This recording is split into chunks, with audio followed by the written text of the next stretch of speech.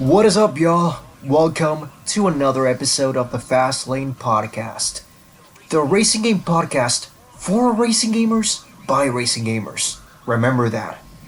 And today, we're gonna get our hands dirty. We're gonna talk about a really cool franchise, an interesting one, with my buddy here, Jake Did It Again. I mean, here's the question. How many racing game franchises are named after, like, a material that you drive on? We have asphalt, we have dirt, Gravel. What else we got? I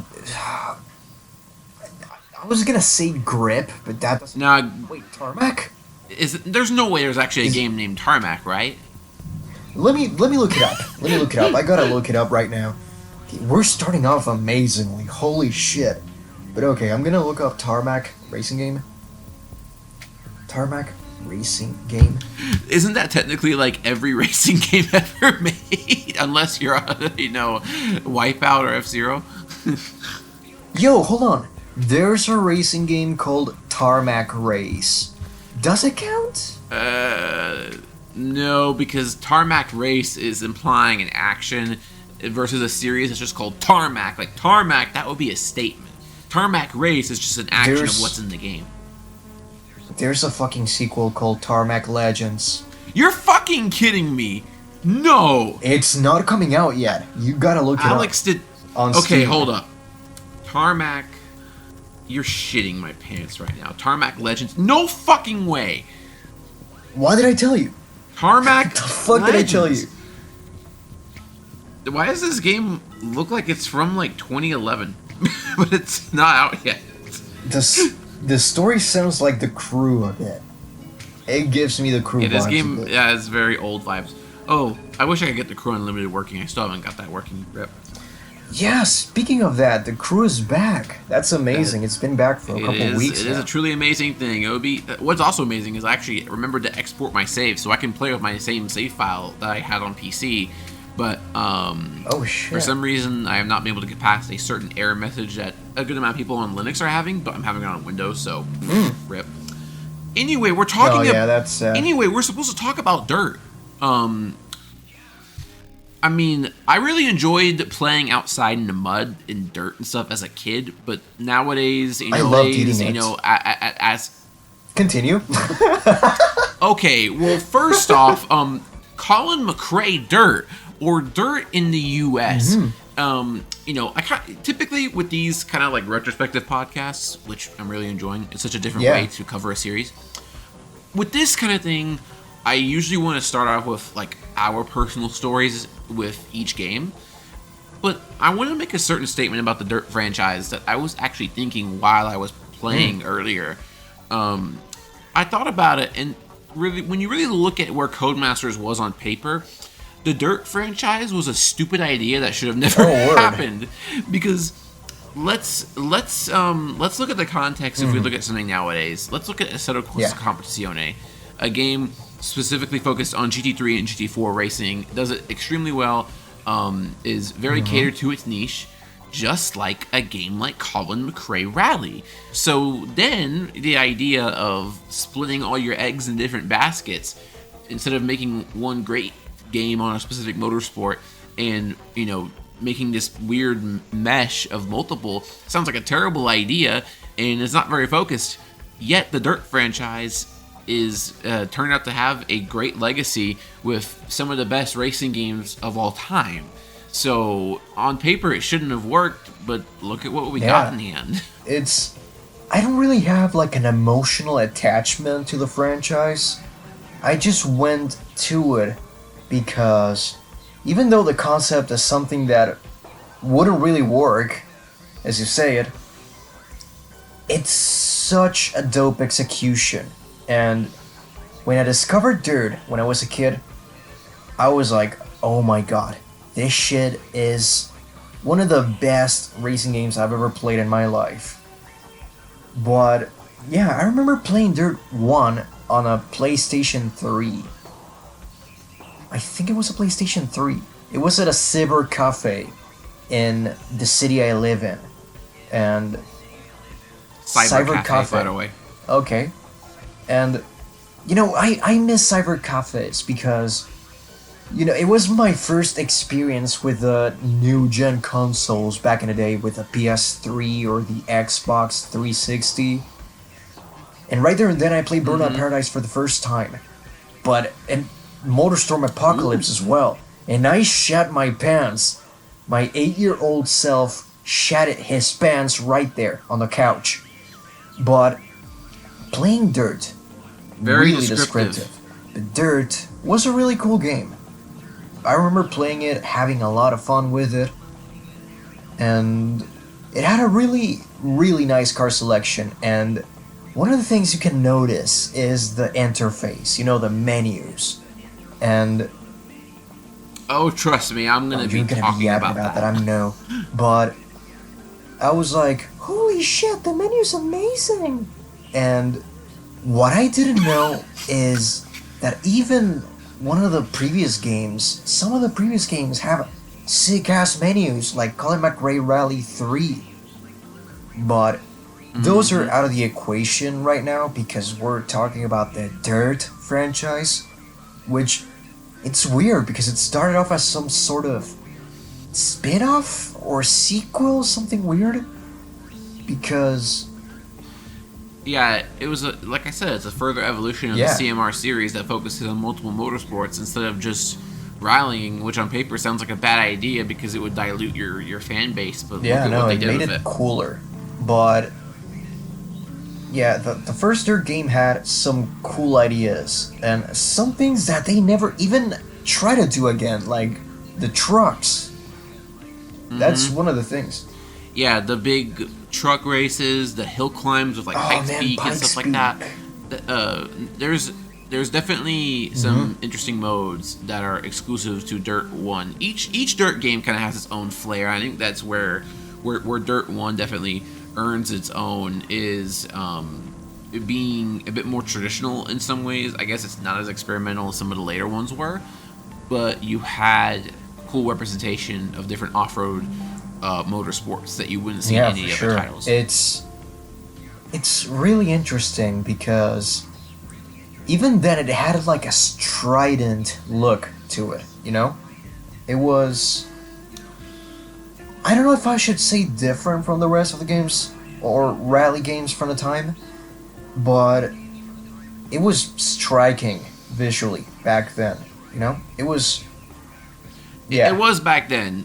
I think nowadays it hasn't aged as well as the Yeah, other I'm gonna games go have. into that. I was actually playing Dirt Oh, One today to prep myself again for this. Playing the PC version. I have an actual disc copy that I play, and playing it in 4K 120 is great, but it also exposes how badly it's aged compared to its sequels. Because if you really look at something like the mm-hmm. model quality and everything, Dirt One is kind of this odd in between moment that you had in like these early 7th gen games, where like if you look at like later Xbox 360 PS3 games, when you look at like end of life like PS2 Xbox Mm-hmm. GameCube games, Dirt One is one of those games that are earlier in the gen that feels like it definitely sits like in the middle. Like it kind of has that Yeah. Dreamcast effect where it's like it's not as good as the full potential of this, and it's not as bad as like the PS2,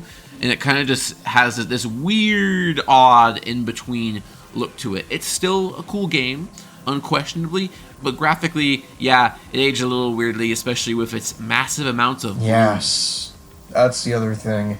And, I remember that another time I tried it was when my mom and my dad brought me to a fair when I was a kid, and I played it on a simulation rig, you know? And Ooh. it was frustrating because I didn't know how gear works and shifting gears and all that, and I was like, yeah, I Yeah, don't know how to play. they should have had an automatic mode for kids that wanted to Yeah, play or whatever, you know? but it was in the same fair, unrelated to Dirt.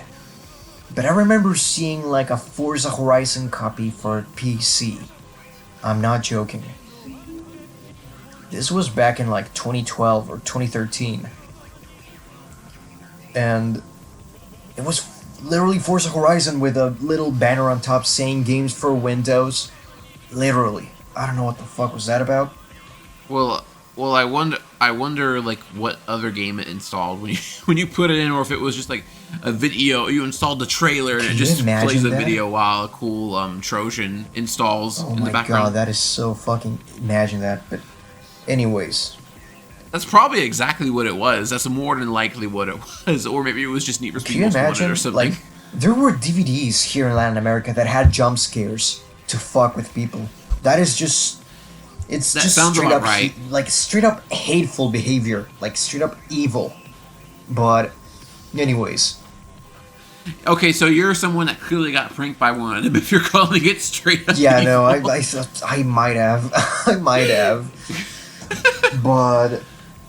So, when it comes to me and Dirt One, I also started playing it as a kid when I didn't actually own the game.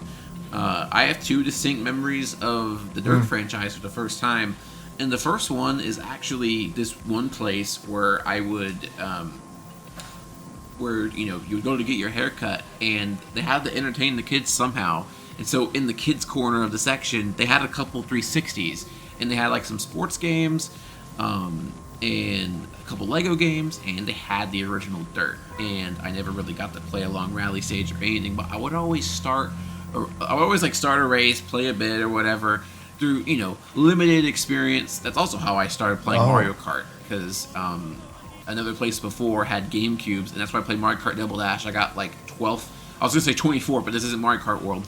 I got 12th place every time. I'm like, oh, why is this so hard? And then I got Mario Kart Wii later, and I'm like, oh, I suck at this still. So it was a funny experience with Dirt and Mario Kart. I both played those for the first time at haircut places that had game consoles in the kids area. And another experience I had with Dirt, early on as a franchise. This isn't Dirt 1, but it's actually Dirt 2.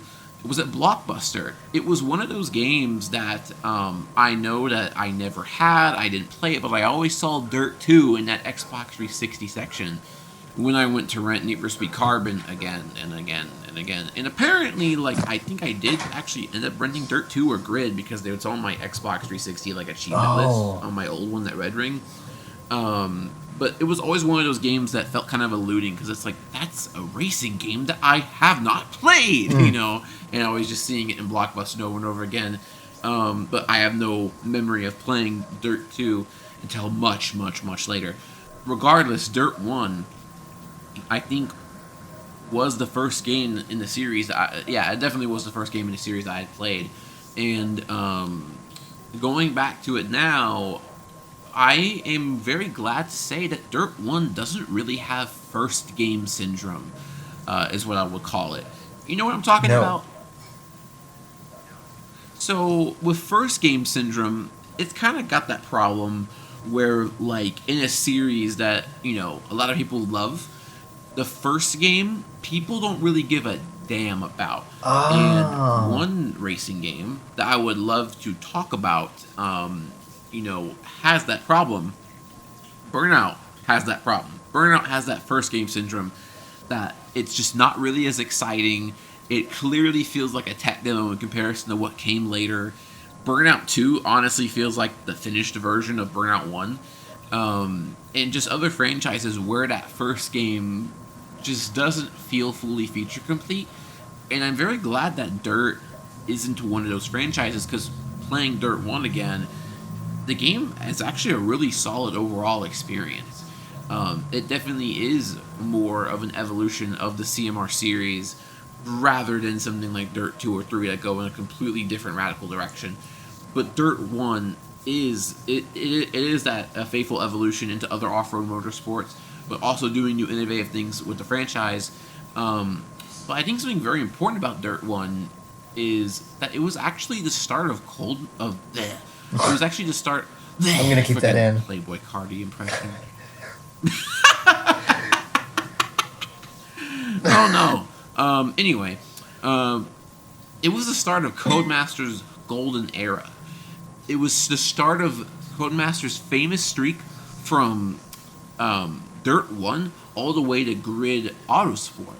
And when I say streak, I'm not saying Grid Auto Sport is some amazing game. Hell But no. I'm talking about the base of the game they're using, the handling model, the game engine, the physics, like all of that like golden era of that, and including like having some of the best like grounded arcade racing physics, some of the best feeling of physics and damage in any racing game. Dirt 1 is the game that started that engine, the ego engine. It was the beginning of that golden era for Codemasters, because even if you look at their games more nowadays, I really like Grid Legends, but that game on physics and handling doesn't hold a single candle to any of the games of that golden era. It's very sad that they lost that touch. I wish they could bring that back somehow. But Dirt 1 was the very first game to feature all of this, and even though it's not as polished or refined as Dirt 2 or 3, it doesn't feel as good as Grid 1 or 2, it still feels fantastic, and it's still the same. It's still the same quality, even if the later games tuned those aspects up a bit more. And playing it nowadays, it still feels amazing, and it still feels better than plenty of other arcade racers that have come out in the past few years. Feel, because it was just that far ahead of its time.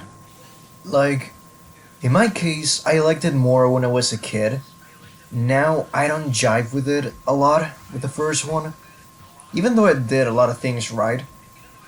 And I played it and I had fun with it. I was like, you could really feel the age of this, But still, it led off to one of the best periods on Codemaster's life. It's like Forza Horizon. It was a lot of little factors that you put together and made something really good. That's what made the following Dirt games really, really good. Not even Dirt, Grid too. That actually has a fascinating connection actually that I do want to talk about. For me, Dirt 1, I fully was expecting to feel kind of mad about it going back into it, just compared to Dirt 2, which, of course, we'll get onto a little bit later. But it was better than I was expecting. There's still a lot of cool cars in the list. Graphics-wise, I think, like I said, it doesn't age as well. But, like, the career structure is very simple, but it's still really fun. And even though it's technically a list of events, it's organized really well, which is very important. Go. Someone doesn't like the idea of list of events, and I understand why. Because the thing is, a lot of times it's been done pretty badly, and it can be the example of content organization. Because, a lot of us feel like certain games, like, let's say, Forza Horizon 4 or 5, have way too much content because we're constantly bombarded with it. Yeah. The amount of content isn't the problem. The problem is how it's organized. Because a game like Gran Turismo 4 can also have hundreds of cars and be a little bit chaotic, but it doesn't feel overbearing in any of the same way because it's organized and paced so much better. And when I think of a game with a list of events career structure that's done badly, I would think of Grid 2019, where everything on that big list, it just looks kind of overwhelming. It's very boring to just, struggle through the events. And of course, the racing not feeling very good doesn't help either. But that is a game that is just a list of events that feels like a struggle. Dirt 1 is also a list of events, but it's in kind of like this cool tree. You can go up and down it. Yeah. You know exactly how much points you need to get to another event. It's very simple and it works really well. And of course, the layout's cool too. When you look at that career tree, and that gets me to another start of their golden era. The greatest racing game menu system of all time, baby. The infamous Codemasters 3D menus. One of my greatest visual inspirations. One of my favorite things to talk about. That a lot of it was made by the UI designer, Christian McMorran. The GOAT. You can check out his the GOAT of racing game UI design from everything I know.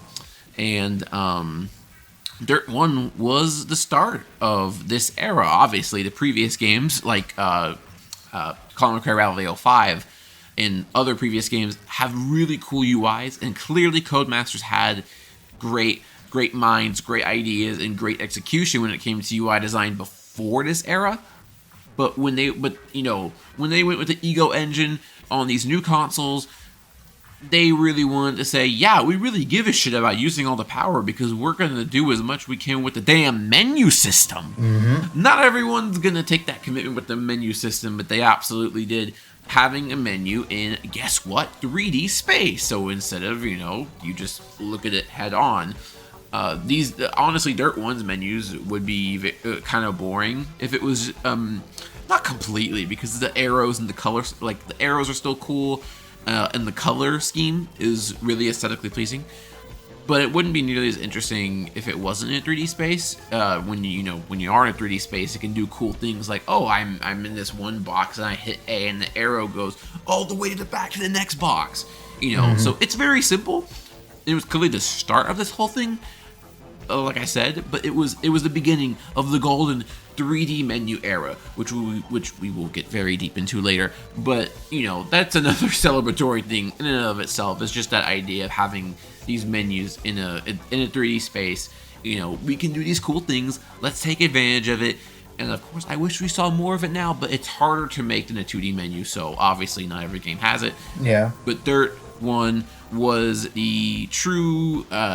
It was one of the places where it's like, we really give a shit about rebooting our franchise with making a new engine. We're really proving our name here, and we're going to do it even in all aspects throughout the presentation, and that's something that I really appreciate. Yeah, like, the visuals are beautiful. Even in the first Dirt, they were really good, really well executed. Like, as you said, if it was 2D, it would look cool still, but it wouldn't have the same oomph. The same strength, the same punch as it is in 3D. And another thing I want to talk about, in my case, the last thing I'm going to talk about Dirt 1 is the car list, which is perfect. All that you need when it comes to a rally game, it's really good, really well curated. And I had a good experience. You can feel the differences with each car. Like, each car handles really differently, and I love that detail. And that's one thing that the Dirt franchise did really well, is these well-curated car lists that had an overall strong selection, all felt different, but also had its like fair share of cars that you wouldn't find every day, but still feel like they kind of work in the game. Exactly. And Dirt 1 was also the start of that. Yeah.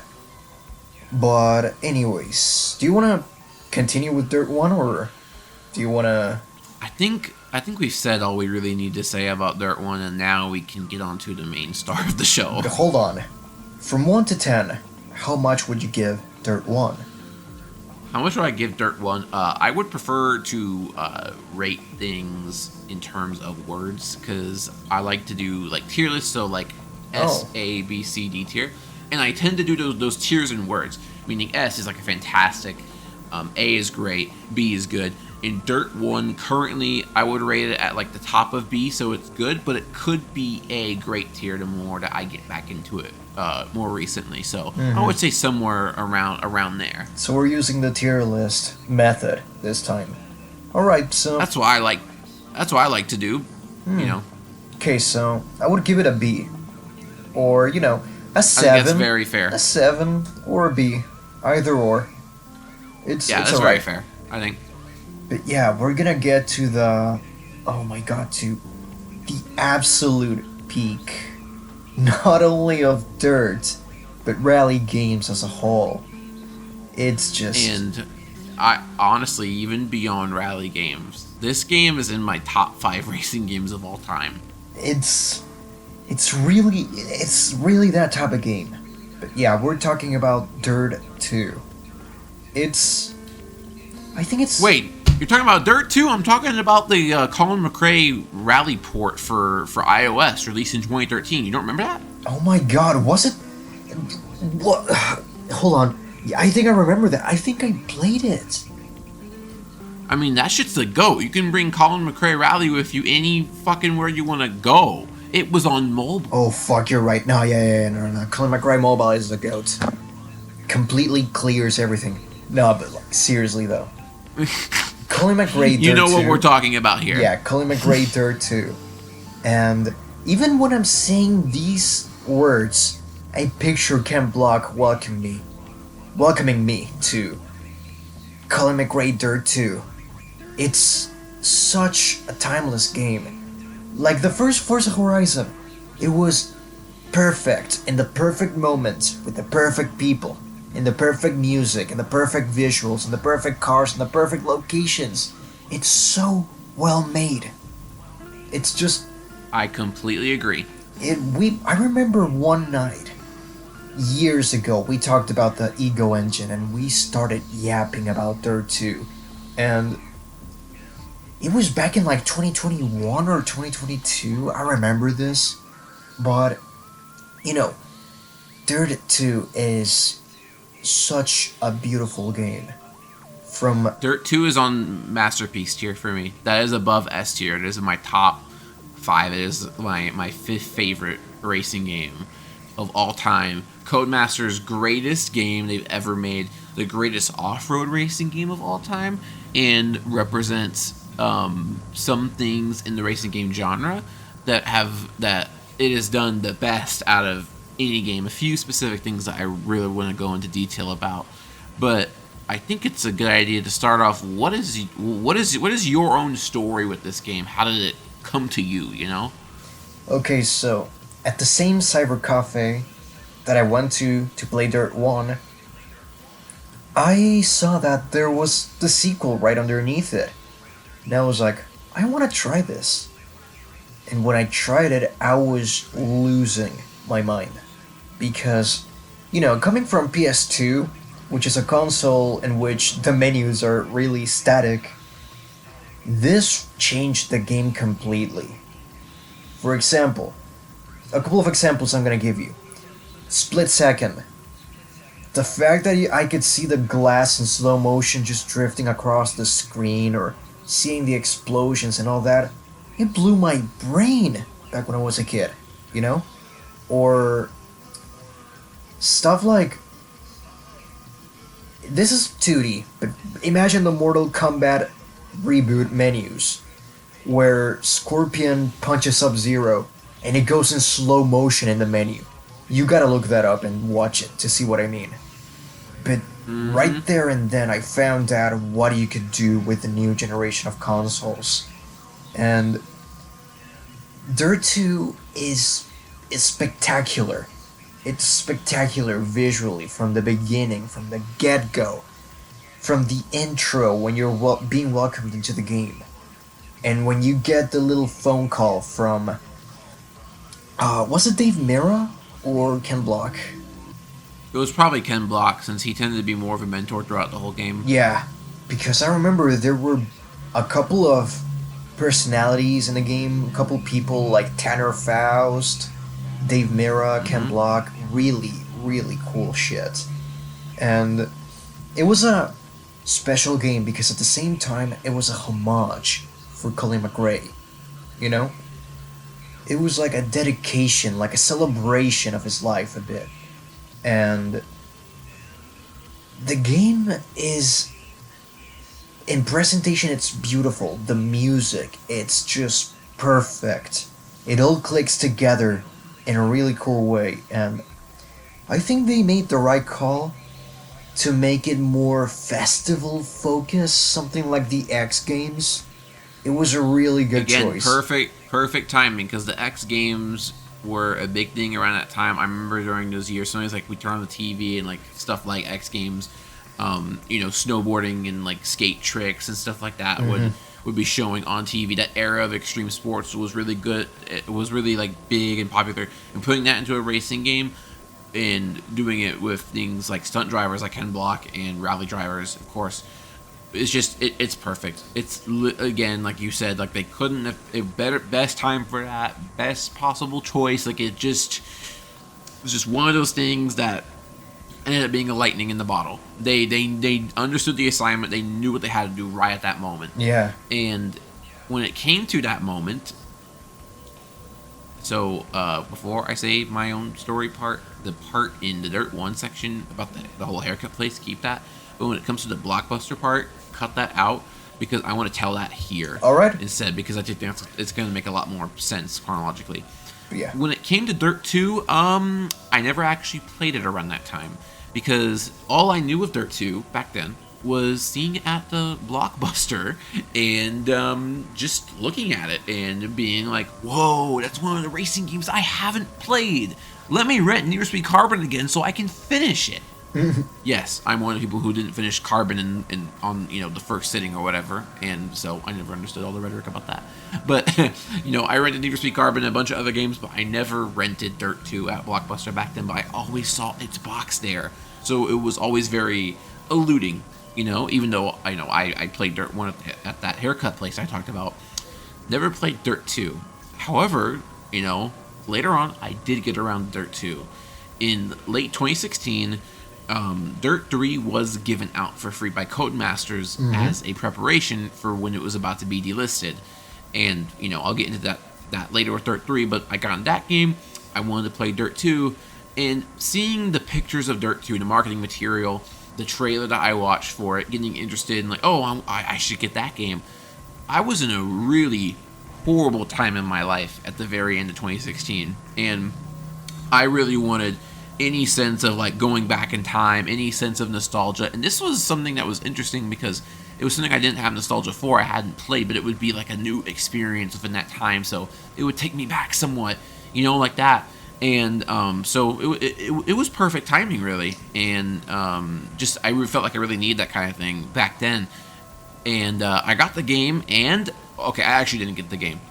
I didn't get the game at that time. So, well, it's weird because I actually did. In early 2017, I bought 4 different games at GameStop. I got Forza 2, Forza 3, Forza 4, because my discs were broken, and Forza 3 was just a rent, so I never actually owned it. And Dirt 2. And I finally got to experience Dirt 2. I barely played it because I wanted the PC version, and this was right when I had built my first PC. So trying to get me to play games on Xbox 360 was a hard call because I was so much more interested in using the PC and playing at 60 FPS, 1440p, all that jazz that I already had played Dirt 3 on. So I felt like I was downgrading that way, and I just didn't want to play Dirt 2 that way. It took enough freaking time, but in was it August or September 2020, I finally bought a box copy of Dirt 2 for PC, and I had the fucking time of my life. And I had actually I'd played a good amount of controller, but I'd played a lot of Dirt 2 with my Logitech G920 wheel, and even though it's not a sim game, it's not designed with that in mind, oh my god, it is one of the best wheel racing experiences that you can have. It is a constant blast of energy. All the modes are really fun on it. It's not like, oh, I need to disconnect for this one thing, but you can play through the whole game on the wheel. And the thrill of the game's racing felt like 10 times more multiplied when I'd played through it that way. And that was the first time I'd ever played through Dirt 2, and that's when it became one of my favorite racing games of all time. That's incredible. That's a really good story. In my case, when I played it, I was being edged. For Dirt 2, Yeah. I hate that I said that. Yeah, I'm gonna keep that in. But, the thing is, when I played that thing, I didn't touch that game for a couple of years. And I always wanted to try it again, And lots of years later, when I think we're talking about 2020, right before I discovered your channel back in the day, right? It was during the pandemic. I was like, alright, I have nothing to do. So, I think I should download a couple games on my computer. Dirt 2 was right there and then. Like that Mercy video where she's just coming closer to the camera and holding her hand out for you to grab it. Dirt 2 came to me like that. Yeah. That game came to me like that after a long time. I played it again and I was completely lost in the sauce that the game had to offer. It was incredibly... It had a lot of soul, a lot of personality, and a strong identity, which is really important. And, even, We talked about this to oblivion, but the menus, the way that you enter your Okay, Winnebago. don't start. I'm gonna do this right, okay? I'm All gonna right. tell. I'm facing my back. I'm telling the neighborhood. Dirt 2 has the greatest, coolest, most integrated for world building UI system that we have ever seen in a racing game. It it makes the content in the game feel much bigger without actually having an open world, and that's why it's so fucking good. I hope someone heard that outside. That was right at my window. Preach that, man. But like, I'm sure your parents heard that. I'm really sure. But Well, oh, good. They need to hear it. yeah, they need to know that. But the when you enter the Winnebago, or the motorhome, I don't know how to call it, but the motorhome, Motorhome. when you enter it and you see all the menus, all the options scattered on every piece of furniture, the fucking career is on the map, and you see all the locations from there. You get out, you get outside of the Winnebago or the motorhome, and that's not just it. It changes depending on where you were racing the last time. If you were racing on Japan, it's gonna look different outside. If you raced in Morocco, it's gonna look different. Or Utah. And they did that just for the sake of immersion. That's how you know that they put a lot of love to this. They made this with passion. That's how you make a game, like I said, feel connected without having an open world, because it's like, wait, there's all these different locations, and I always, can walk out of the trailer of the motorhome and it feels different, but they are just closed tracks, and I often forget that they are closed tracks, and that's the power of doing stuff like this that really meshes the content together and makes it feel whole. And those kinds of unique ideas and execution on things, I really wish we would see that kind of creativity now, that really made things feel more interconnected. It's some of the things that I appreciate most in all games. Like Dirt 2 with this example, and then like games like Super Mario Sunshine, where if I go to one stage of the map, like one level, and you pick the don't have to start here yet, but you can see other levels that you can go to from far views of that same one. It's that same kind of thing where it's like the console can't, or the game can't handle open world or whatever, but you made it feel more connected than half of open world games actually do. And that is the important part, is that kind of creativity. And Dirt 2 embellished that ideology throughout everything. Mm-hmm. Yeah, it's just... because it's not only in its setting and its tracks where it had this sense of world building, but it's also in the people. Mm-hmm. It's in the people while you're racing, if you look at how the AI behave. Yeah, there's banter in there. You see just some of the racers getting disqualified because they wipe out or they crash, and they're like, god damn it. Stuff like that, You pass them or you slightly nudge them or whatever, and they react accordingly. And pretty much like all the main racers will do that, and you race with those same few people in the again and again, and it makes you actually get a sense of attachment to the people that you're racing with, and it feels again immersive, tying it all together. Like, oh wait, we actually go around the world racing different cars and types of motorsport events. Mm-hmm. All over the world, and it's I'm competing with all these other some of the best people, and I can tell because they're always on the mic, and it's just like, why don't people do that again? It's just so cool, damn it.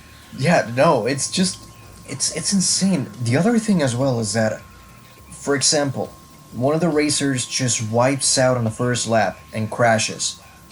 On the second lap, you see their car parked on the side of the course.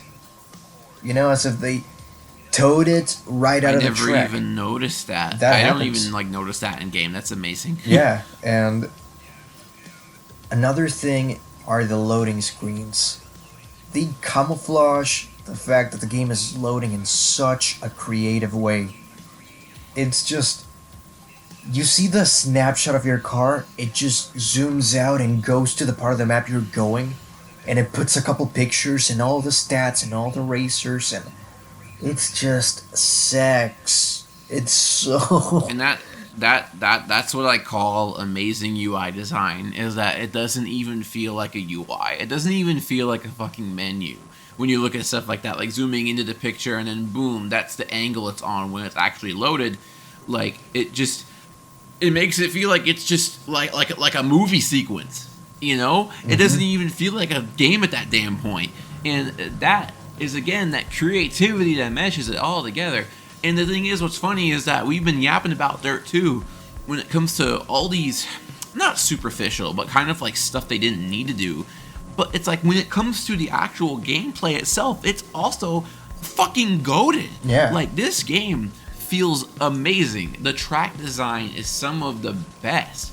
All the modes are really fun. The locations that they picked are really great for the most part. And the car selection is solid. And also, again, this is where we had the golden era of Codemaster. Stuff like the damage and watching the rewinds happen. Oh my This was the God. first Dirt game with the new rewind system. Yeah, the flashbacks. Yeah, the flashback system and watching those happen again and again.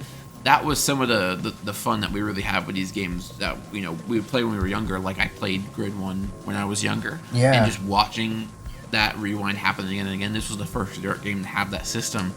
And it's still something with this damage and the flashbacks that still makes the gameplay feel perfectly on edge. It's still that perfect blend of arcade simulation where Oh, fuck. anyone can pick it up and have fun, but you still feel like you're fighting for your life. Yes. On those really skinny rally tracks. Oh. And that is proof that arcade racing does not make it just like piss easy casual. I guess doesn't always mean casual is bad, but it doesn't have to mean arcade does not mean piss easy. Arcade means accessible, but can be really difficult to master. And Dirt 2 puts you on that feeling of being on edge with its gameplay. at Yeah, all times. that's what I was telling you back when I played it again. Like, the handling is. Sorry, there was a bike passing, but the handling was amazing. Which Dirt 2 does not feature. Yeah, sadly. If it featured bikes, it would have been really fun. Not gonna lie. But the handling is superb. Like, it was fun to drive, not even in first person like in the cockpit view, but in third person as well. It's a weird feeling because you're feeling like if you make the wrong move, you're dead. You know, you're racing against someone. You're side to side with another car. For example, in Malaysia, in a really tight section, and it pumps you up because one wrong move and you're on the side of the track just with wheels up. One wrong move and you're gonna be upside down. It's a really good feeling, and it's a feeling that I don't get with many racing games, but this is perfect because even though this is arcade-ish, it feels like it has a really good sense of consequences, even if you have your flashbacks on the side. When you crash, you feel it. You're like, fuck, god damn it. It feels like that. And every little battle, It's one of the it feels good. It's a racing game. It's a racing game that when it comes to just purely how it drives, I can just hop in, play an event, and I end that one race off feeling better than I did before, and I can just hop off afterward. Yeah. Or you can get into a really long session of clearing so much of the career mode, and it's adaptable for anything because it's one of those games that knows itself. It just knows how much fun it is, and it just there's no like drawbacks to it, and it's insanely good. It's insanely good from its core gameplay, from its creativity, of like overall like content meshing and world building, innovation and new ideas when it comes to stuff like the AI voices and integrating all that in, and also just expanding the franchise in the direction of where it was going a ton into something brand new. Yeah. And the last thing I want to talk about is the music. It's Oh yeah, one of the best racing game soundtracks ever. Almost tied to Forza Horizon. And if you don't believe me, just listen to Ulysses by Franz Ferdinand, Say Aha by I Santa was Gold. I was listening to Ulysses earlier. Actually, that's funny. That's the first song you mentioned. Such a fucking banger. And To Lose My Life by White Lies. Those, some of them are so. Or Little Sister by Queens of the Stone Age. Those. Steve McQueen by The Automatic or My Delirium by Lady Hawk. The soundtrack is amazing. Na na na na, Steve McQueen. Na na na na na na. Oh, I'm in my feels. I love the soundtrack. I don't know if you noticed, but I fucking love the soundtrack. I can tell, but there's actually a much deeper link between the two than you would think. So, the thing is with Dirt 2 and Forza Horizon, if you notice, these games are made by some of the same people, as you can tell by some of the overall vibe, the overall structure. And if you look at the soundtrack, there's a lot of shared artists between the two, and a lot of the same feeling that is achieved through these songs from both soundtracks. Like, they give off a very similar vibe, and it's like, no wonder both of these games are in my top 5 racing games of all time, and they're both absolutely amazing. They were made in a similar 3-year period, made by some of the same people, because they went from Dirt to Playground Games to form Playground Games, and shit's just amazing. Yeah. Dirt 2 is a masterpiece. Absolutely top tier. Yeah, S tier in my opinion. Just, it's a beautiful game that everyone that's getting into racing games has to play. Yes. We should make that. We should make, like, if you're new to racing games, these are like the top 10 games that you should play. Hey, we should totally make a list like that that. would be That would cool. be a lot of fun to organize. That'd be really cool. But, like the most essential, not our favorites, but like the most essential. yeah, Burnout 3, Forza Horizon, Need for Speed Most Wanted 2005, yada yada yada. All that kind of things. Yeah, but do we have? But hold on. Do we have to say to be like, any game, or does it have to, or like should we like do it like we have to do games that are accessible too? Yeah. Not any of these games are playable, like super playable. So I think that'd be very interesting to put together. We don't have to put that in the podcast, but it's just an idea that came to mind. Yeah, we'll figure it out. But anyways, we're gonna move to Dirt 3 now.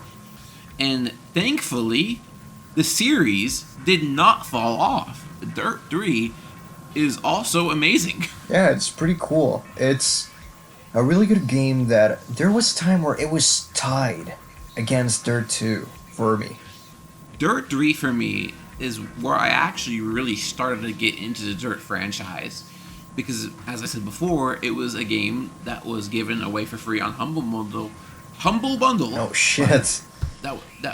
It was given away for free on Humble Bundle by Codemasters in late 2016, before the game was eventually delisted shortly afterward. And that was one of the best decisions they ever made, because me and my whole friend group back then started playing Dirt 3 online like crazy, playing the single player a ton, and we realized, wow, this is like an amazing game, and it really got us into the Dirt franchise. And it was it was a really big beam of light in a time that I was not very happy in. I was not very happy in late 2016, and Dirt 3 was one of the things that I would go to try to ground myself and feel a little bit better. And usually it worked when it came to multiplayer. It definitely helped me out. And the online was super fun. And we just realized how good of a game Dirt 3 was, and it even got me into other Codemasters titles, like Grid 2 I bought shortly afterward. Had a ton of fun again, and I think Grid 1 was free shortly afterward. Got into that too. Was one of my favorite racing games that I played in 2017. It really got me onto this golden era of Codemasters games, and just Codemasters games in general. And so when we look at Dirt 3, after we had all redeemed it for free, and then we saw a few months later, like 3 or 4 months after, like, oh, they're never gonna have Dirt 4 because they have Rally and Dirt 3 was like 5 years ago, and then they announced Dirt 4 like this one morning, and then we all just went freaking wild. We went crazy because we thought it wasn't gonna happen, and it was kind of like a marketing move. You give Dirt 3 away for free, and then Dirt 4 gets revealed a couple months later, and yeah, we collectively lost our shit. So it was a really fun time getting into Dirt 3 at that time. Beforehand, I hadn't really played Dirt 3 at all. Didn't play it on Xbox 360. Humble Bundle, PC version for free. That was my first exposure to Dirt 3. And my true entry into checking out, my true, like, beginning of checking out the Dirt franchise and even Codemasters in general. That's dope. In my case, I played it at a cousin's house. My cousin had a PS3 and I played Dirt 3 in there. It's funny because I played Dirt 1, then Dirt 2, then Dirt 3 chronologically.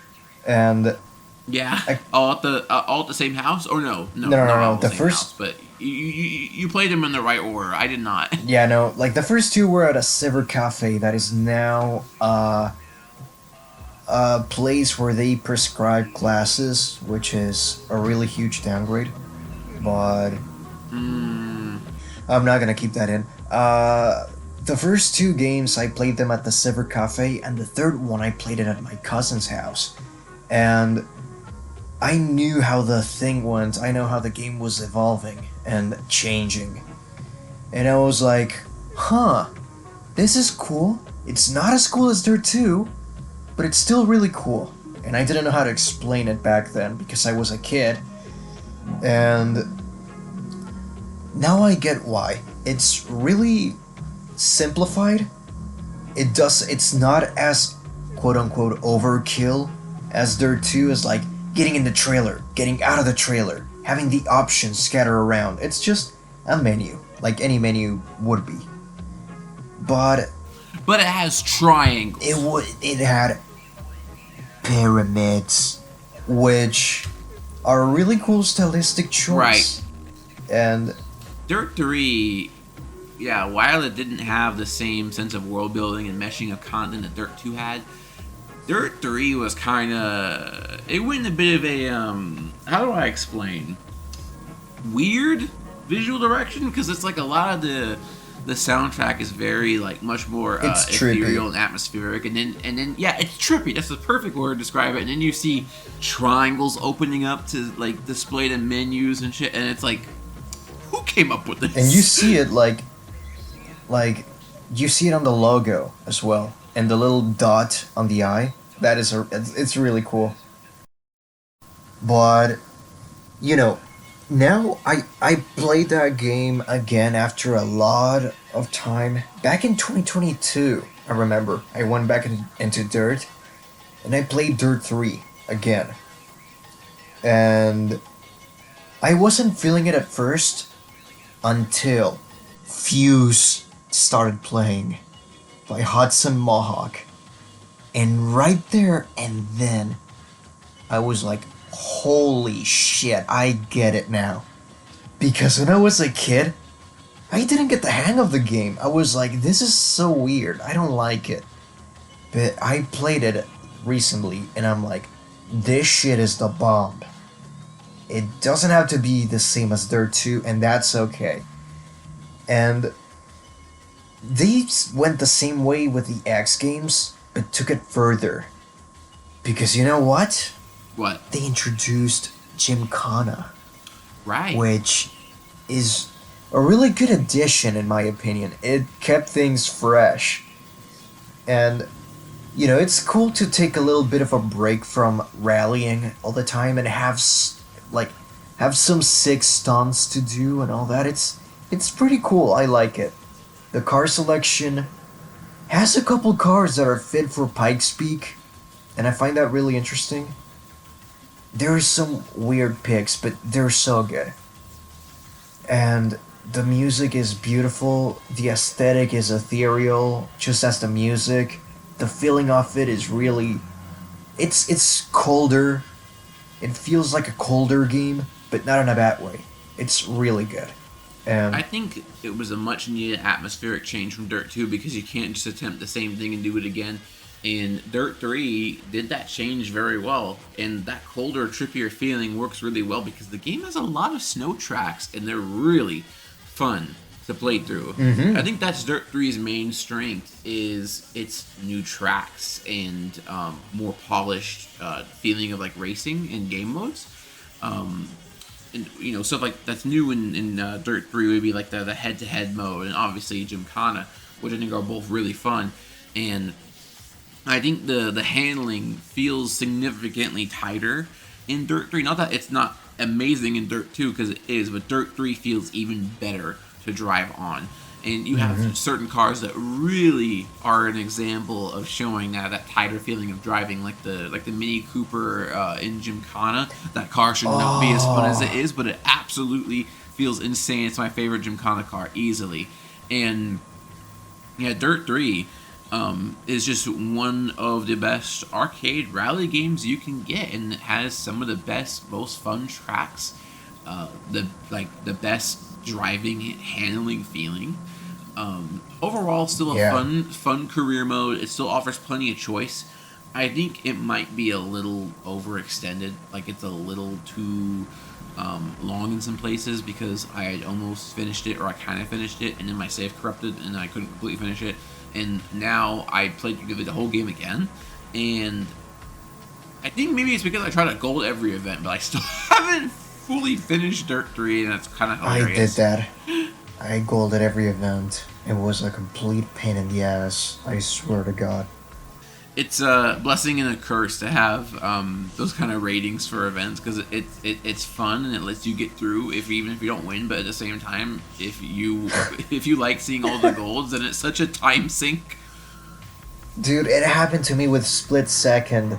I golded everything, and in result, I developed 2 controllers with stick drift, and then like a really, really pissed off mood for at least a week.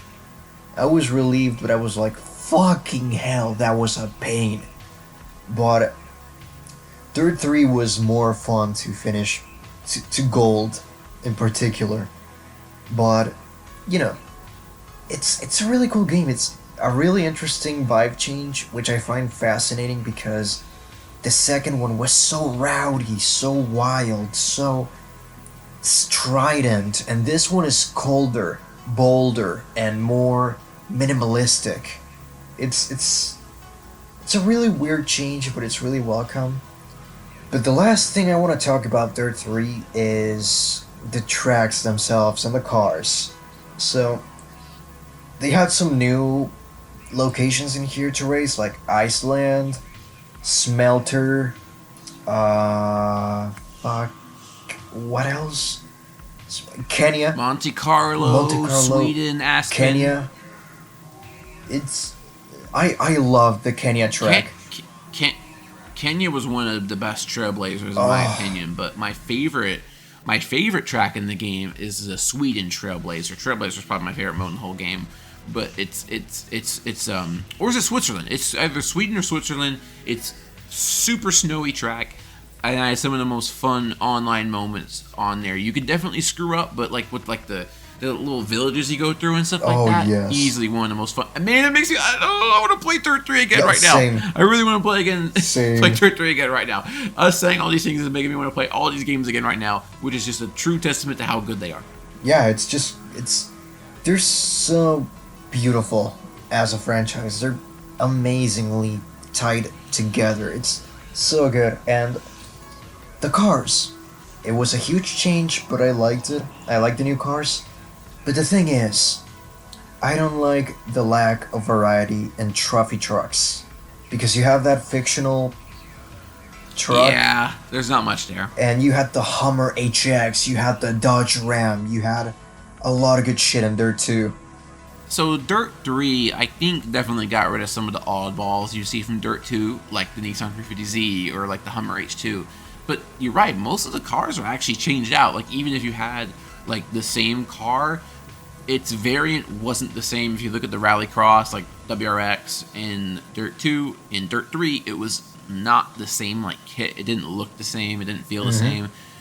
They really had overhauled the entire list for this game, as they wanted a different feel for it, and I think they mostly succeeded. I think, like you said, some categories were a little repetitive, but most of them still had a pretty good variety. If you look at Rallycross, if you look at Trailblazer, regular Rally had a ton of choices with its multiple like decade sections. Oh, I love that. Yeah, I think most of the car list. I think I like Dirt 2s more than Dirt 3s, but I still think Dirt 3s is really solid when you look at the complete edition, not the base game. The base game is really bad, so if you play on console, it's really bad. But if you play the complete edition on Steam, it's really solid. But yeah, in the end, I'll give this game an A. I'll give it an A. I would give this game an S. I think it's just one of the best, like, in general, racing experiences you can get.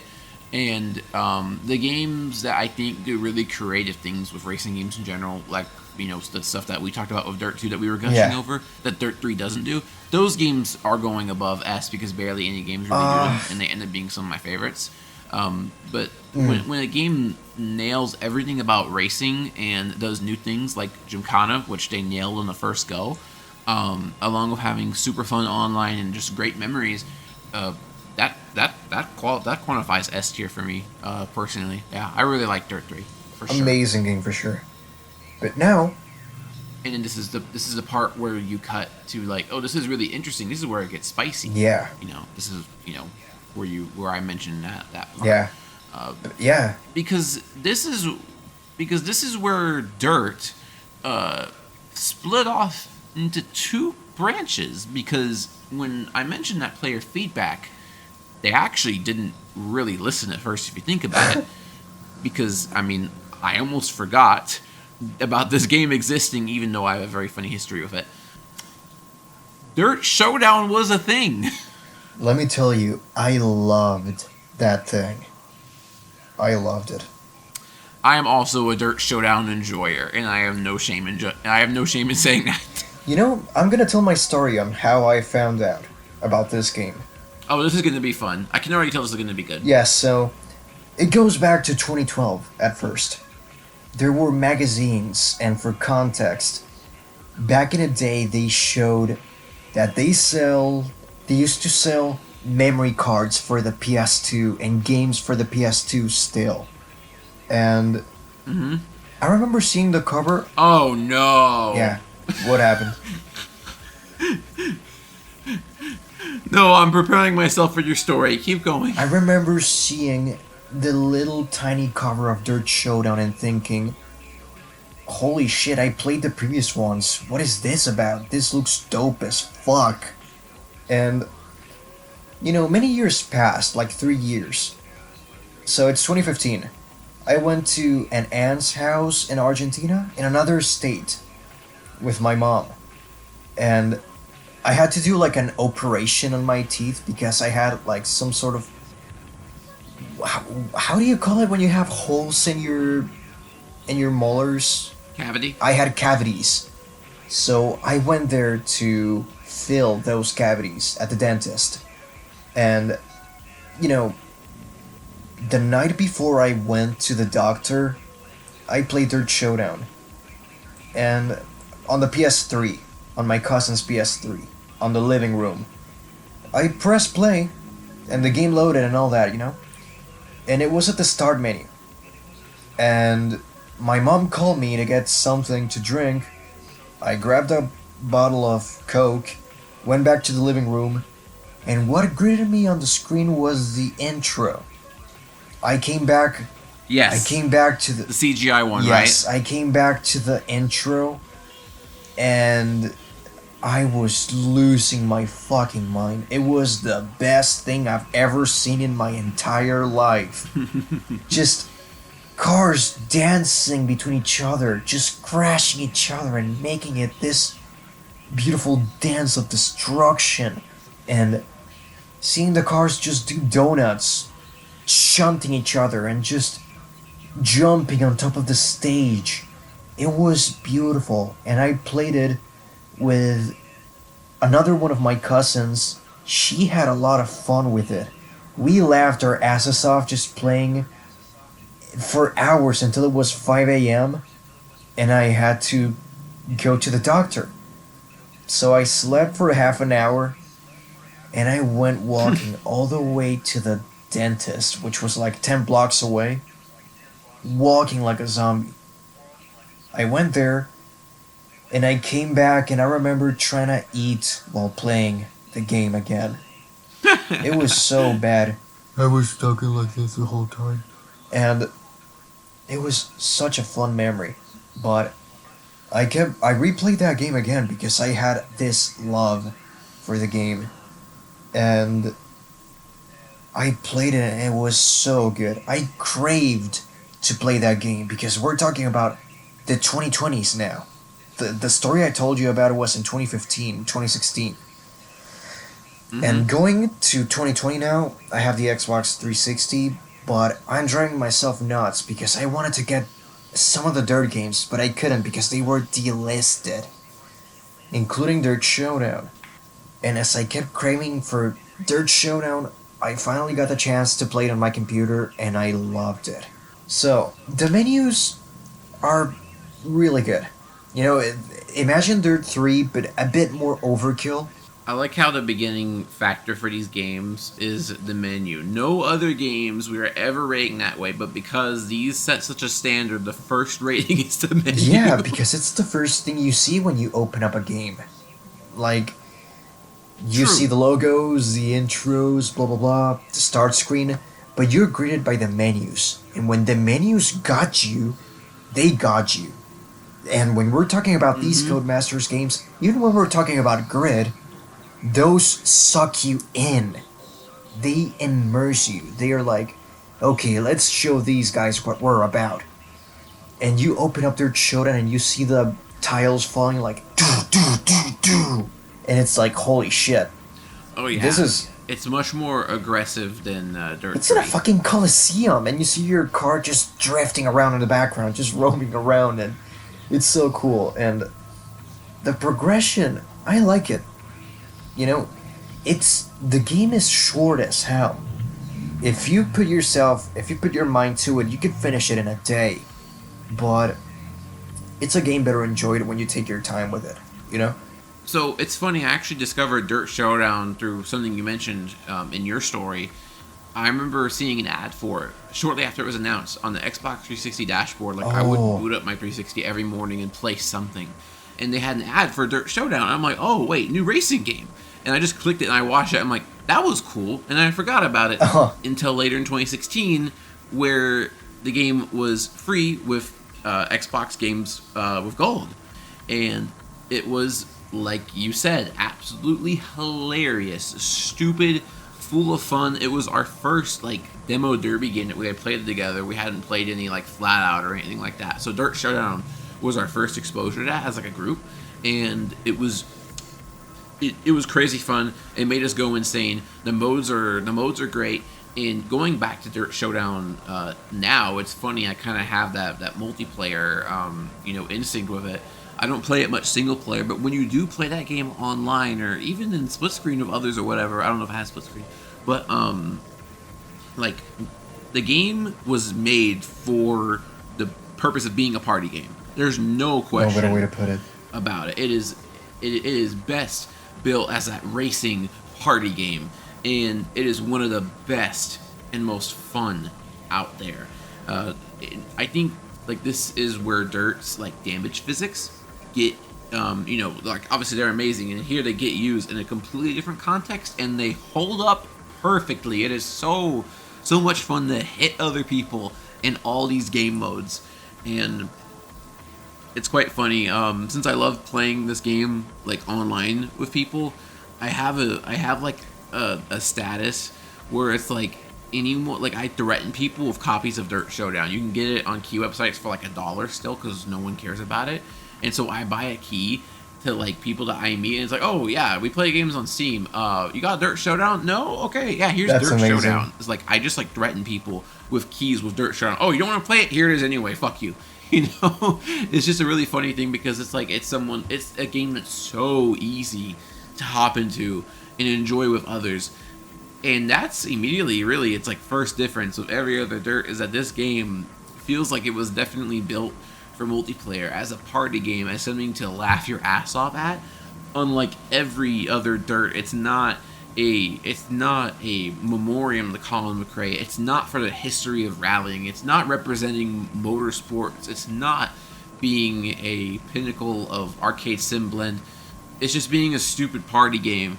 And thankfully, Dirt's roots and gameplay meshes perfectly with that. It works perfectly in its context.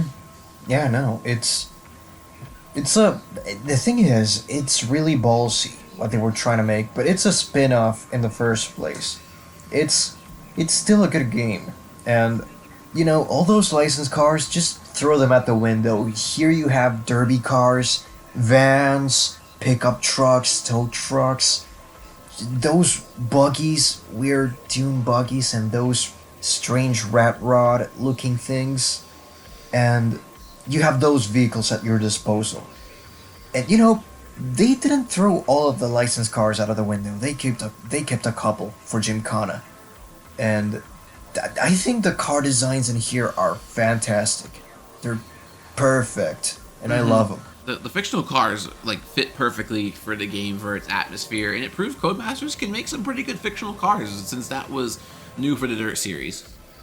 So what's interesting you mentioned with the fictional cars makes me think about Dirt Showdown's content, where you have a limited selection of fictional cars, a very limited selection of licensed vehicles, not a very long campaign mode, and that's really where it begs the question. Dirt Showdown, I've had a theory for a long time that this was never supposed to be its own game. I think it was meant to be a Dirt 3 expansion. Maybe that's the case. It makes a lot of sense when you put it that way. I wish we could, especially since the game... Oh, go. Know that. I wish we could interview someone from Codemasters. I don't think it's impossible. I think that would be a really fascinating question to ask. Yeah. Because really, when you look at Dirt Showdown, you see so many links between it and Dirt 3. Even the Gymkhana cars are both from Dirt 3, just with new paint jobs. And the game came out very shortly afterward. It came out less than a year after Dirt 3. Makes sense. Which definitely screams timing for an expansion. Dirt 3 Showdown would have made a lot of sense. And when it comes to Dirt Showdown as a game, it's really fun. But it doesn't have a lot to offer, which makes me instinctually want to put it in something like a B tier, even though I really like the game. However, if Dirt Showdown were Dirt 3 Showdown as an expansion, I would put this in one of the best racing game expansions ever if we're going to rate it like that.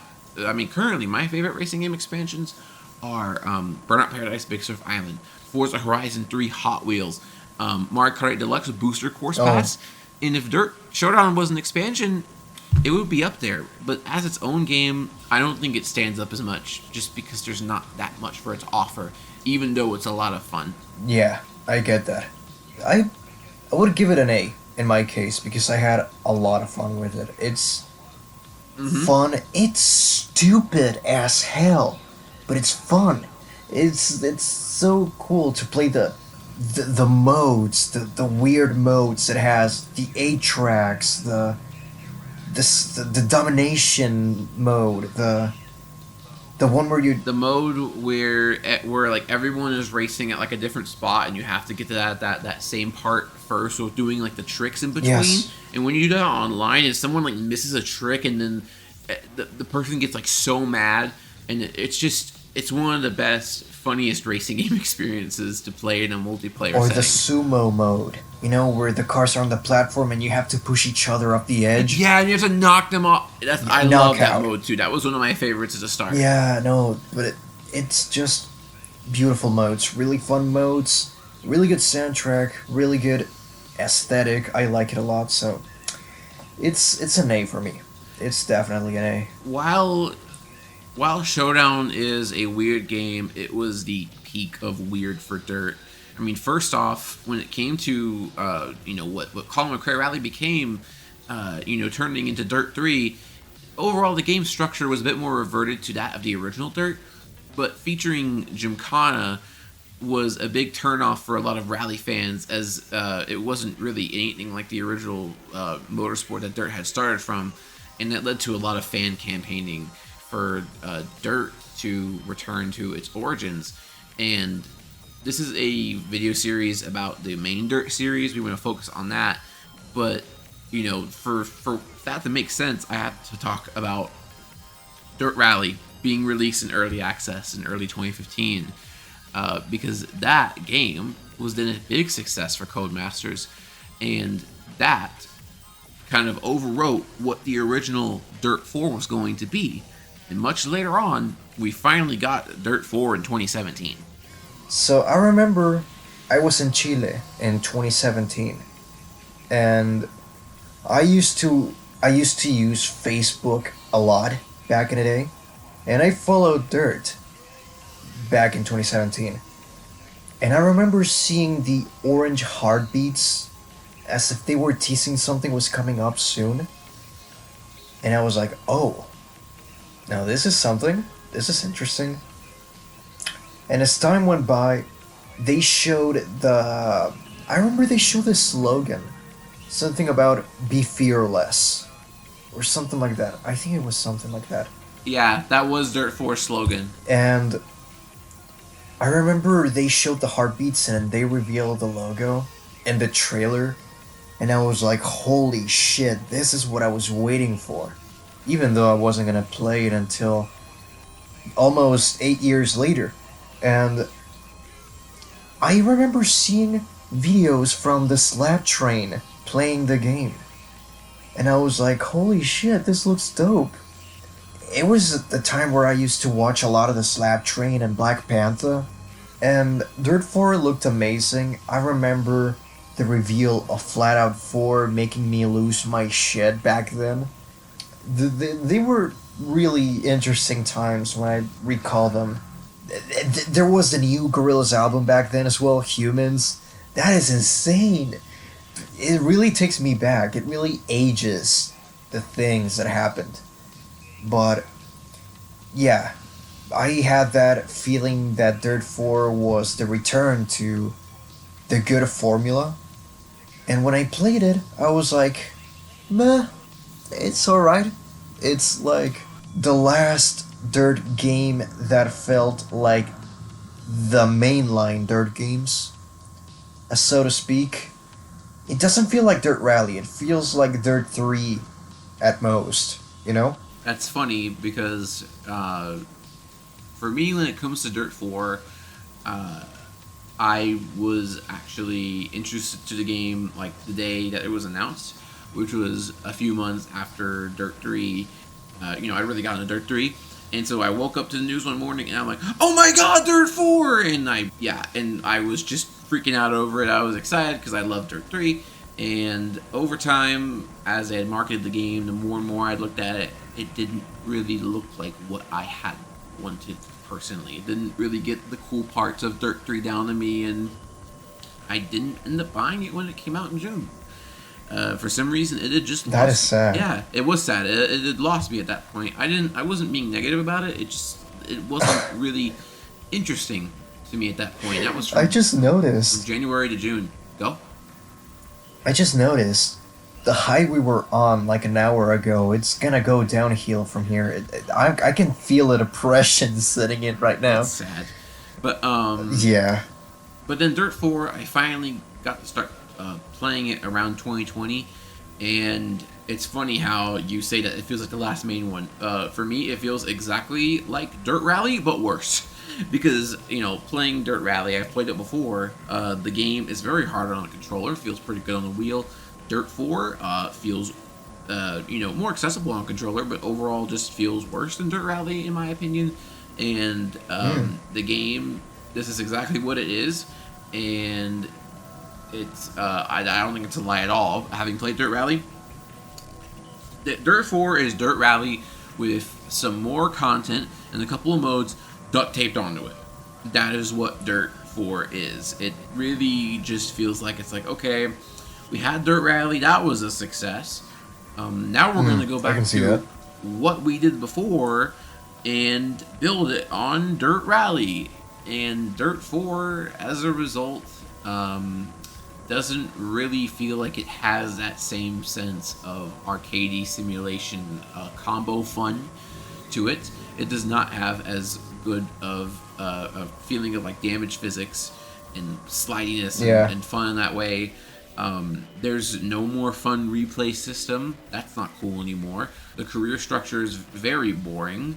The content, honestly, Dirt 4 feels like such a tiny game that released at $60. Like that game, it just feels like there's very few tracks, very few cars for what it is. Even maybe if there is more numerically, I feel like I rarely ever get to really play with anything in that game. And it doesn't really ever feel like it lets you actually run wild. It's very for a main series Dirt game. It feels very restrictive. It feels very proper, in all the wrong ways. What I will give Dirt 4 though is that it has strong driving. It still feels good to drive on. Not as good as Dirt 3, but it still feels good to drive on. And the soundtrack is really good. Yeah, no, the soundtrack is cool. There's a song by an Argentinian artist in there. I don't remember which one, but I had to rub it in the listeners that Argentina's in the game somehow. Yeah, you always gotta mention that somehow. I mean, for me, they got No One Knows by Queens of the Stone Age, and they got Chase and Status in there, so I think that's a pretty good thumbs up. Chase and Status. There's a pretty good thumbs up for me. I think the game has quite a solid soundtrack, actually. So they never really lost their touch on soundtracks, to be honest. But when it came to the overall feeling of fun, when it came to the presentation, when it came to the amount of content, how it's laid out, and how you progress, everything just feels kind of boring. It's nowhere near as exciting or interesting as the previous installments, and it definitely feels like a bit of we gotta do another main series Dirt game because that's what we're supposed to do. That's what we gotta do, and let's just use Dirt Rally for it. And on paper, that might seem like a great idea to use your big new success to build your next game. But the ideals of Dirt Rally and the main Dirt series and how it had evolved at that point don't really mix, and that's what created the subdued experience that was Dirt 4, in my opinion. Yeah, and in the case of the presentation, because I told you, the menus are one of the first things that people see, and that might suck them in. In my case, when I played it for the first time and I saw that boring, flat-ass menu, I was like, here we fucking go. This is... Because you had those... Even the minimalistic ones from the Colin McRae games from the 2000s, even if they were 2D, they were completely gorgeous. Yeah. They were mesmerizing enough to suck you in. And this is just like orange bars with white letters on top and the car in the background. They lost all sense of they lost all sense of atmosphere. It doesn't have to be 3D to be cool is the point you're making. And Dirt 4 did not understand that assignment. But listen, they could have used... If you look at the Dirt 4 cover, you see the orange pulses. They could have done a lot of shit with that. Absolutely. The heartbeats. It would have been so cool. But I'm talking about the menus. When it comes to the game, I played from when you were training in Dirtfish to a couple of tournaments later in the game. And although I had a bit of fun, I was like, yeah, this is cool, but this is not fulfilling like Dirt 3 was, or Dirt 2. And that left me with a sour taste in the mouth. The car variety is okay. They're cool selections, pretty cool. But it just feels so sterile. That's the thing. It feels really sterile. And the game for me is nothing more than a C. I completely agree. It's a perfect C tier. Nothing worse, nothing better. Yeah, it's just there. This is quite possibly the least interesting Dirt game to talk about. But EA did something. They wanted to split the franchise into two directions, which was, let's make one arcade game and let's make one simulation game and release them one after the other. And I think it went that way. It made perfect sense, and now the franchise is dead for now. You see how well that worked. Yeah, Dirt 5 was the little baby that came out of this strategy. And it came out during the pandemic. I remember I really forgot about Dirt around this time. I started getting back into it at the end of 2020. And this was at the middle. They showed Dirt 5 at the E3. I don't know if it was Xbox. I think it was Xbox. And I remember losing my shit. Like, hey, it's Dirt. It's back. That's cool. But, it seemed perfect from every trailer they showed. It seemed like the perfect mix between Dirt 2 and Dirt 3. It seemed like a real return to form. And I was excited for it. And, the game released. And I wasn't able to play it until 2023 when I got the Xbox I have now, the Series S. But I remember being in the Dirt 5 server, and that I think is where I met you. And it is definitely where we met each other, and which is crazy that we're about to violently shit on this game, but it's also where we met each other, so we gotta give it a little bit of credit for its existence. Yeah, that's one of the only few good things that the game did. But it's crazy. I met a lot of people from there. I met this Brazilian guy that I still talk to from months to months. Like, a couple months would pass and he would be like, "How's it going?" He just told me, "Yo, are you in the shadows?" And I was like, "What?" But like, yeah, it's that kind of friend. And I met a lot of cool people in there, in the Dirt 5 Discord server.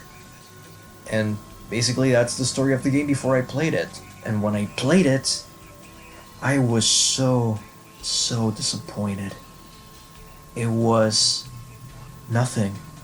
It felt like nothing compared to everything the Dirt games were before, Now, for me, I had somewhat prepared myself for this, weirdly enough. Oh, because Dirt 5 was announced at a time where I had been thinking about Dirt again, because that's when Dirt Rally 2.0 was free on PlayStation Plus. Do you see a pattern here? Yeah. A lot of giving out the game for free or part of a subscription I had at the time or whatever.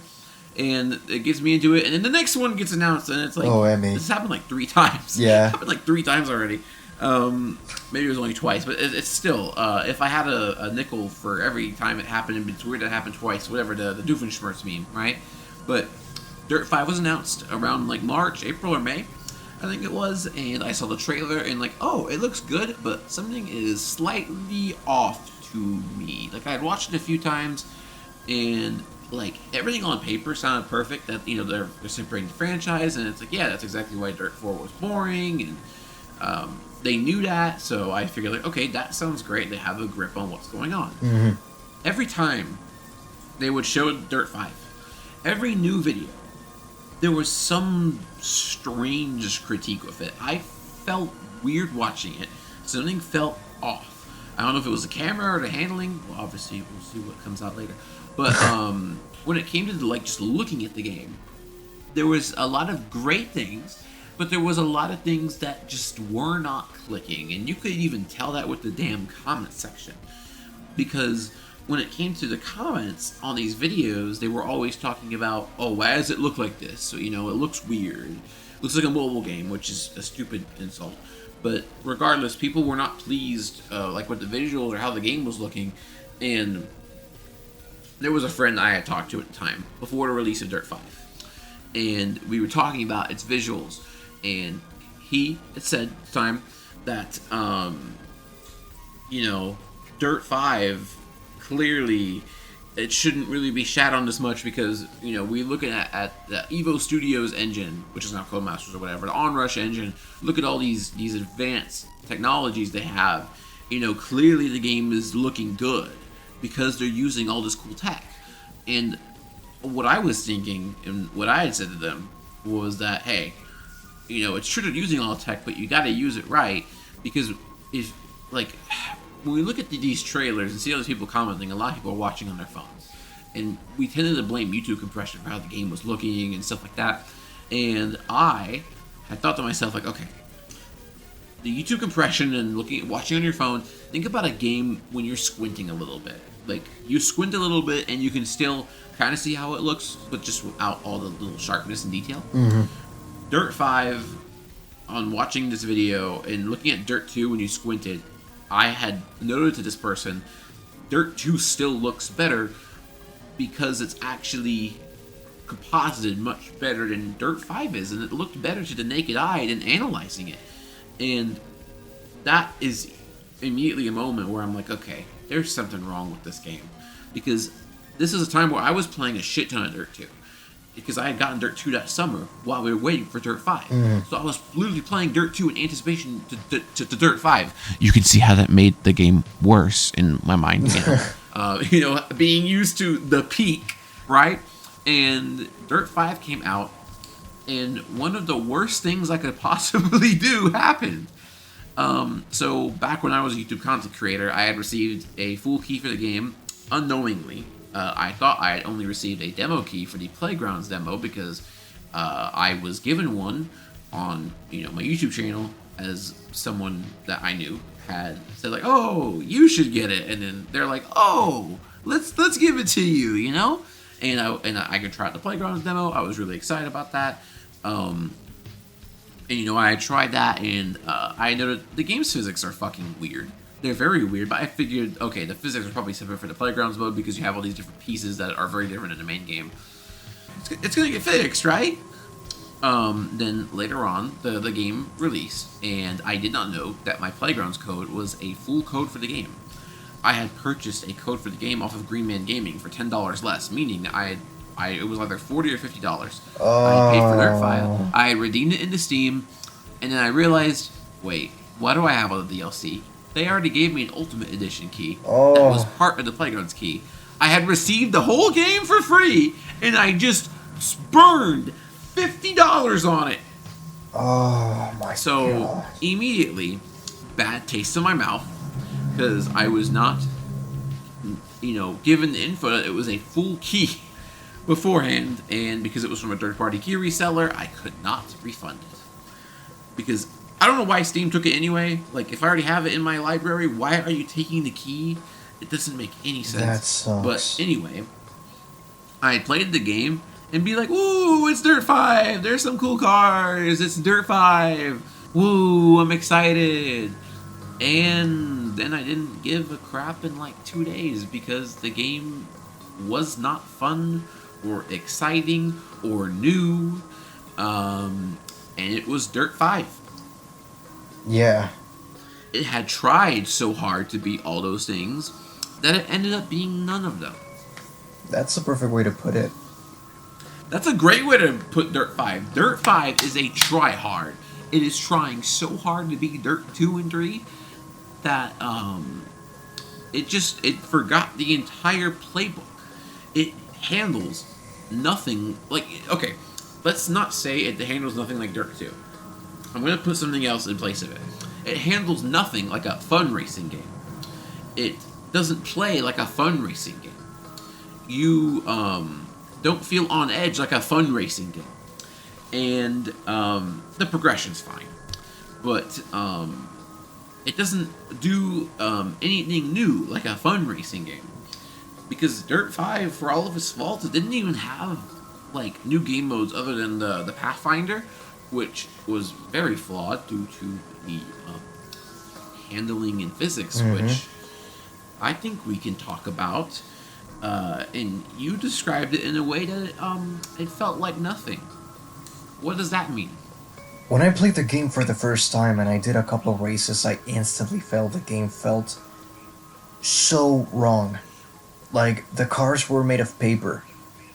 Like, that little meme Eugen made some time ago that I used for my... You gotta find that picture. That was literal perfection. Yeah, and... So good. How did we go from cars feeling like they have weight, having tire deformation, having water that reacts completely realistically when you go over a lake or anything to this thing where the cars feel like toy cars, where you don't feel the impact is heavy at all. You don't feel the weight of the car. You feel like you're playing. If I wanted to play something that feels like this, I would play something like Soap Bar Racing or something like that. I wouldn't want to play a dirt game for it to feel like this. It feels like nothing. That's a great explanation. A soap bar. It feels like you are driving a soap bar. It's so. That is actually so true. It's so bad. It's just. I know. And guess what? It's not fun! It's not fun. There's no sense of speed. The camera sticks the way it is. It's like it's stuck to the back of the car, but it doesn't feel like you're going fast. And you can't even go fast most of the time because the tracks... And it was all designed that way because the tracks are just turn. It's like my last flight on the fucking runway. It's turn while we were delayed for 35 minutes. That's all of Dirt 5. Except that, like, it never starts. It never, eventually the delay stops and, you get on the flight and then, all the stuff happens. Dirt 5, it never gets exciting. You are just turning. Yeah, and... It's sad because the tracks are really good. I love the designs of the tracks, but the locations... Visually, they're great. Yeah. But in terms of just the layout, it's like, well, they suck and we know it because we designed it with all turns. The only track that I think works with the all turns is like the New York ice track. I think that makes sense. That one makes... But when it comes to these, having a bunch of AI on the track and... going through these really tropical big jungles and stuff, and I'm like, there's no, big straightaways that actually go on for a while, and then, because, oh no. What? Oh no, we get into the whole thing, the idea that they could, they said it's not right, they got rid of the damage model because they wanted it to be more arcade-like, that's why there's no rewinds, because your car never gets hurt, and guess what? It makes it something, how do I put this, boring. There's no stakes at all. There's some damage, like bumps, dents, scratches, broken windshields, but it's not as deep as it was in the mid-2000s. Well, you don't really feel the damage. There's no actual, there's no warnings about it. There's no reason to be worried about the damage. There's no totaling. There's no simulation damage, so your car doesn't get any slower or start turning weirdly because of it. There is no consequence to the damage. They might as well not have the cosmetic damage at all, to be quite honest, because bringing in damage just invites comparison to the older titles, which had the greatest damage of nearly any racing game. Mm-hmm. And then you go to the absolute bottomest of the bottom. It's just... Same with the cars. The car list is varied. I like that. But there are cars that simply don't fit. And I'm not gonna go deeper into that. If you want to know more about it, just watch my Dirt 5 video.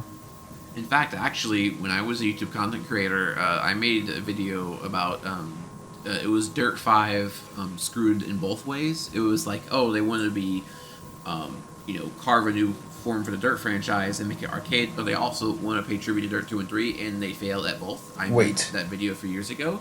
And there was also our friend Alex's video on, I think it was Gravel versus Dirt 5, which is a really good video highlighting Dirt 5's problems. Mm-hmm. It's funny how a lot of us have all made videos, whether it was years ago or more recently, about Dirt 5, because it's such a shocking downgrade from a studio that made Onrush, which feels much more intense, feels much more in control, has a sense of physicality to it. Yeah. And then, of course, from a franchise that even with Dirt 4, Dirt 4 still felt pretty good to drive. It had solid physics. And then Dirt 2 and 3 were absolutely amazing, and Dirt 1 was really good too. So all these games that have solid driving and physics models to have one of the worst feelings of driving in a AAA arcade racing game is shocking.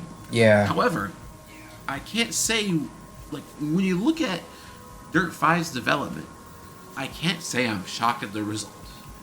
Because look at Onrush. That game did not do well. It came out in early 2018. It was supported for a bit longer, meaning that Dirt 5's development probably started in mid 2018 with a reduced amount of staff because they had some layoffs from that team. And to release a game in about 2.5 years.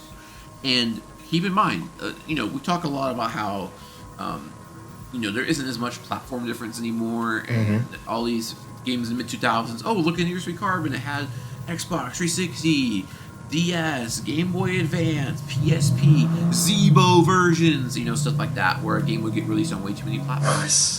Dirt 5 is the modern equivalent of that. The game had a reduced team size with a bigger franchise to take care of, with more responsibility, with not very long dev time, and had to launch on PC, Xbox One, PS4, PS5, Xbox Series consoles, as a launch title on all these systems. And I can't say I'm shocked that the game ended up being a fucking disaster. It's sad to see that the franchise ended this way. It is sad. What's also very strange about Dirt 5, though, is honestly its legacy, because I think all the people like us who know the previous games very well know Dirt 5 faults very well, but when it came to the general public and a lot of the gaming media, they really seem to like this game, and I've never understood it. But yeah, if you're listening to this and you like Dirt 5, good for you. We're glad you like it. The thing is, for us, it's really sad because it's just a game that made the franchise end with a whimper instead of a bang. And absolutely, it's the absolute opposite of Grid Legends. But that's gonna be a topic for another episode. But to wrap things up, absolutely. Where would you put Dirt 5 on the tier list? Yeah, to wrap things up, I would put it in D. It's not. I'm putting it in D as well. It's a bad game. It's not a horrible game, but it's just. Yeah, it's not garbage, but it's a bad game. Yeah. No. And like that's not even getting on to the try-hard art style. Like this game, it looks gaudy as fuck. Like it's completely oversaturated. It's like we don't really know what to do with the art direction, so let's just splatter every color everywhere, turn up saturation a ton.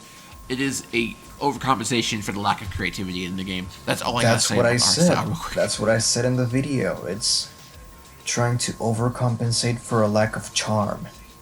Instead, that's what I said. It really doesn't have. I think the only positive thing about Dirt 5, it's got some pretty damn good songs in it. I don't like all the soundtrack, but it's got some solid stuff in there, for sure. Yeah, for sure.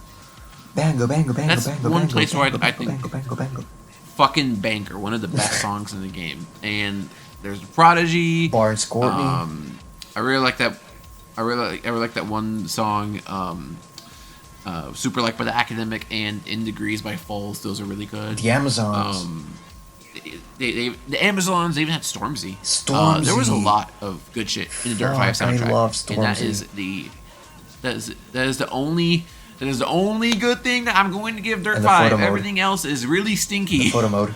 Oh, the photo mode too, but that was also inherited from Onrush, which was inherited from Drive Club. It wasn't an original Dirt 5 thing, but it's true. It is a solid photo mode, but those things don't make a game good. The game is still very, very solidly D tier. Yeah, D tier. But well, that's D for Dirt. D for Dirt. D for Dirt. It just circles it back together. It's perfectly tied. It all goes back together. That's the title of the podcast. D for Dirt. D for Dirt. D is for Dirt. No, but it's so sad that it had to end this way because so far we've seen nothing else of this franchise. Dirt Rally has kind of continued through WRC, but even then they lost the WRC license. We don't know when we're going to see another Codemasters. We don't know what's going to happen to Codemasters in the first place. We don't know if they're dead or if they're in limbo. We don't know. I don't really think either one is true.